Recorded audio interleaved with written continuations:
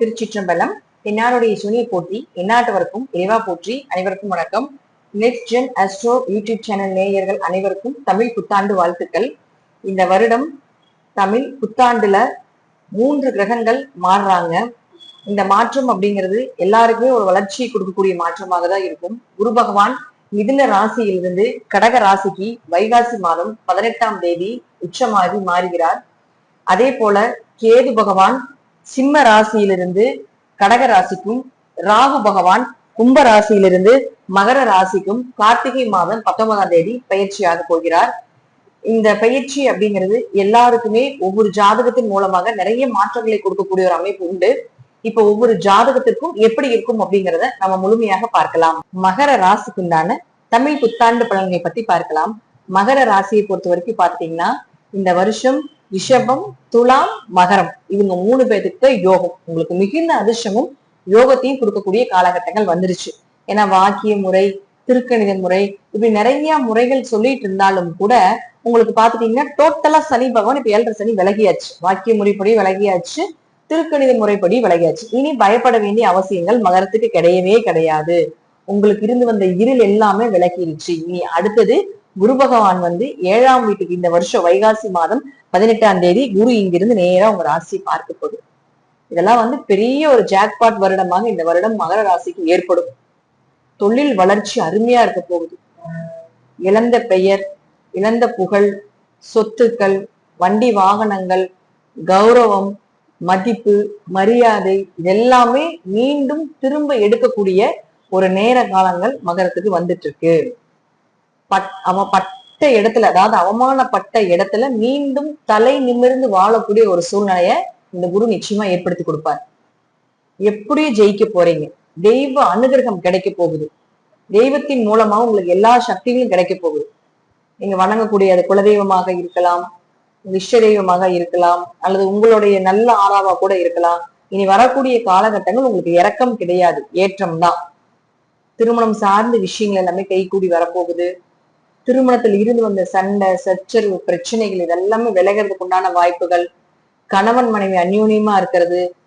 நிறைய பேர் மகர ராசிக்காரங்க கணவன் மனைவியில பிரிஞ்சு டைவர்ஸ் எல்லாமே வாங்கிட்டாங்க. சோ டைவர்ஸ் வாங்கவும் பிரிஞ்சிருக்கக்கூடியவர்களுக்கு மீண்டும் ஒரு வாய்ப்பு இணைந்து வாழ்வதற்கு. சோ கொஞ்சம் ட்ரை பண்ணி கொஞ்சம் விட்டு கொடுத்து போனீங்கன்னா நிச்சயமாக உங்க வாழ்க்கை சிறப்பாக இருக்கும் அப்படிங்கிற அமைப்புகளும் உண்டு. அதே போல 2ஆம் இடத்துல இருந்த ராகு மறுபடியும் ராசிக்குள்ள வரப்போகிறார் கார்த்திகை மாசம். எப்பவுமே மகரத்துக்கு ராகு அப்படிங்கிறது தோசைக்கல் மாதிரிதான். நல்லா இருந்தா நல்லா இல்லாம பண்ணும், நல்லா இல்லாம தான் நல்லா பண்ணும். சோ ஆல்ரெடி மகரத்து ராசிக்கு டோட்டலா எதுவுமே சரியில்லாம தான் இருக்கு இப்போ. சோ ராகு உள்ள என்ட்ரி ஆகும் பொழுது இந்த வருஷம் கொஞ்சம் வளர்ச்சியை கொடுக்கும், வைரல் பண்ணும், உங்களை பிரபலப்படுத்தும். அது ஒரு வைரல் கிரகம், பிரபலப்படுத்தும். 4 பேருக்கு உங்களை தெரிய வைக்கும், உங்களோட பிசினஸை வளர்த்துறதுக்கு உண்டான வாய்ப்புகளை கொடுக்கும். வெளிநாடு வெளியூர் பயணங்கள் எல்லாமே மேற்கொள்றதுக்கு ஒரு வாய்ப்புகளை கொடுக்கும். அந்நிய மதம், அந்நிய நபர்கள் மூலமாக உங்களுக்கு ஒரு உதவிகள் கிடைக்கிறதுக்கு உண்டான வாய்ப்புகளும், அவர்கள் மூலமாக வளர்ச்சிகளை கொடுக்கறதுக்கு உண்டான ஒரு வாய்ப்புகளை நிச்சயமாக ஏற்படுத்தி கொடுப்பார். லாபஸ்தானத்தை குரு பார்க்கறதுனால பெரும் லாபங்களும் வரப்போகுது. நீங்க 1 மடங்கு லாபம் வச்சீங்கன்னா அது பல மடங்காக திரும்பி வர்றதுக்கு வாய்ப்புகளும் உண்டு. உங்களுடைய ஆசைகள், உங்களுடைய கனவுகள் இதெல்லாமே நிறைவேறதுக்கு உண்டான ஒரு வாய்ப்புகளும் உண்டு. எந்த இலக்கை நோக்கி பயணப்பட்டு போயிட்டு இருக்கீங்களோ அந்த இலக்கு அப்படிங்கிறது நிச்சயமா உங்களுக்கு வெற்றி அடையும் அப்படிங்கிறதுல மாற்று கருத்துக்கள் இல்லை. இப்போ சனி 3ஆம் இடத்துல, ராசி அதிபதி 3ஆம் இடத்துல இருந்து உங்களுடைய முயற்சிகளை வெற்றி, அதாவது உங்களுடைய முயற்சிகளை ஜெயம் பண்ணி கொடுத்துக்கிட்டே இருப்பார். நீங்க செய்யக்கூடிய அனைத்து காரியத்திலையும் வெற்றியை கொடுத்து கொண்டே இருப்பார் அப்படிங்கிற அமைப்புகள் இருந்தாலும் 3ஆம் இடத்துல சனி இருக்கும்போது கொஞ்சம் சகோதரர்கிட்ட கொஞ்சம் கவனமா இருக்கணும் அப்படிங்கிற அமைப்புகளும் உண்டு.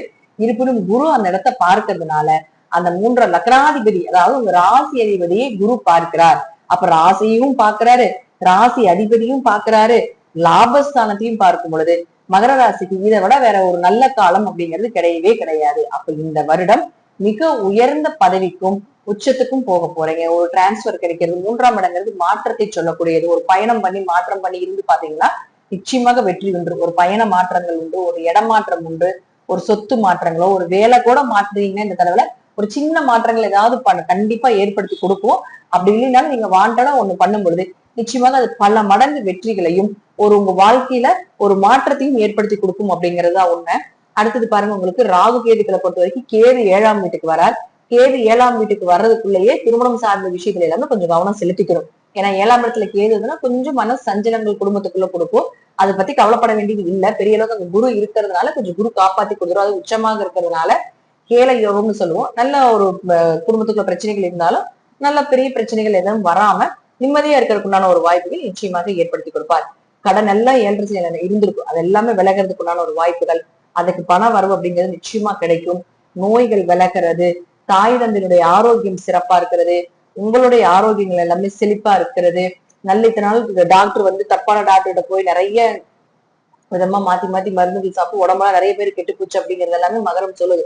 சோ இது எல்லாமே விலகி இப்ப நல்ல மருந்துகள், நல்ல மருத்துவர் கிடைக்கிறதுக்குண்டான ஒரு வாய்ப்புகள் இதெல்லாமே நிச்சயமாக ஏற்படுத்தி கொடுப்பார். குழந்தைகள், குடும்ப ஒற்றுமை இதெல்லாமே சிறப்பா இருக்க போது. குழந்தைகளுடைய தேவைகளை பூர்த்தி பண்ண போறீங்க, குடும்ப தேவைகளை பூர்த்தி பண்ண போறீங்க. உங்களுக்கு இருந்து இந்த கெட்ட பெயர், அவமானங்கள் எல்லாமே விலகி திடீர் வருமானங்கள், திடீர் அதிர்ஷ்டங்கள் கிடைக்க போகுது. புதிய தொழில் தொடங்குறதுக்கு உண்டான வாய்ப்புகளை ஏற்படுத்தி கொடுக்க போகிறார். அல்லது புதிய வேலை மாற்றத்தை ஏற்படுத்தி கொடுக்க போகிறார். இப்ப வரக்கூடிய அந்த தொழிலாக இருந்தாலும் சரி, இப்ப வரக்கூடிய அந்த வேலை மாற்றமாக இருந்தாலும் சரி, அது உங்களுக்கு வளர்ச்சியை கொடுக்க போகுது. அடுத்த கட்டத்துக்கு உண்டான பாதைக்கு போக போறீங்க. நம்பிக்கையா இருக்கலாம். மகரத்துக்கு வெளிச்சம் வந்துருச்சு. உங்களோட இருள் எல்லாமே விலகி உங்க வாழ்க்கையில அடுத்த கட்ட பயணம் அப்படிங்கிறது இந்த குரு 18ஆம் தேதிக்கு மேல வந்ததுக்கு அப்புறம் நிச்சயமாக நடக்கும் அப்படிங்கிறதா உண்மை. நன்றி. மீண்டும் ஒரு நல்ல பதிவுல சந்திக்கலாம். திருச்சிற்றம்பலம், தில்லையம்பலம், ஸ்ரீ நரசிம்மர் திருடிகளே சரணம்.